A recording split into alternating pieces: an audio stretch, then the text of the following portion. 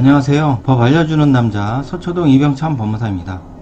이번 시간에는 신청인의 재산이 있는 경우에 이혼을 해서 재산을 분할을 하는 것이 유리한지 여부와 상속재산이 있는 경우에 어떻게 진행하는 것이 유리한지 여부에 대해서 살펴보도록 하겠습니다. 채무자의 재산이 있는 경우에 이혼을 해서 재산 분할을 하는 것이 유리할까요? 결론적으로 얘기를 드리자면 유리할 수는 있습니다. 다만 이혼하지 않고 재산을 분할하는 방법이 있으면 그 방법을 택하는 것이 더욱 현명하겠죠.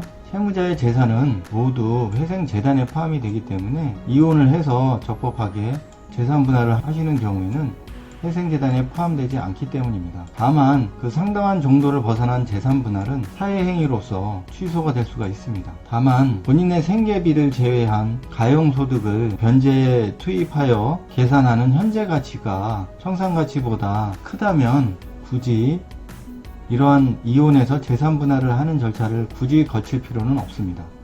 그러므로 이러한 청산가치와 현재 가치를 비교하는 절차를 전문가와 상담을 통해서 확인을 해 보시고 어떠한 것이 현명한 방법인지 선택을 하시는 것이 중요합니다. 다음으로는 부모님의 사망 등으로 인해서 상속받은 재산이 있는 경우에는 어떻게 처리하는 것이 유리할까요? 보통의 경우에 부동산이나 다른 재산이 있는 경우에는 상속재산 분할 협의서를 거쳐서 상속을 하게 되는데요. 그러한 상속재산 분할이 아닌 법원에 신청하는 상속 포기 절차를 거쳐서 진행하는 것이 유리합니다. 부모나 친족의 사망으로 상속한 재산이 있는 경우에는 그 상속 등기가 돼 있는지 여부를 불문하고 상속인의 지분만큼 상속 재산이 있다고 간주를 하기 때문에 상속 재산 분할 협의로 다른 상속인에게 등기를 할 경우에 재산의 처분 행위로 보아서 채권자를 해야 하는 사회행위로 취소의 대상이 될 수가 있습니다. 하지만 법원에 상속 포기 신청을 해서 그 결정이 받아들여진 경우에는 상속 포기는 재산권에 관한 처분 행위가 아니라 인격적 결단으로서의 성질을 가지기 때문에 취소의 대상이 되지 않는다는 것이 판례입니다.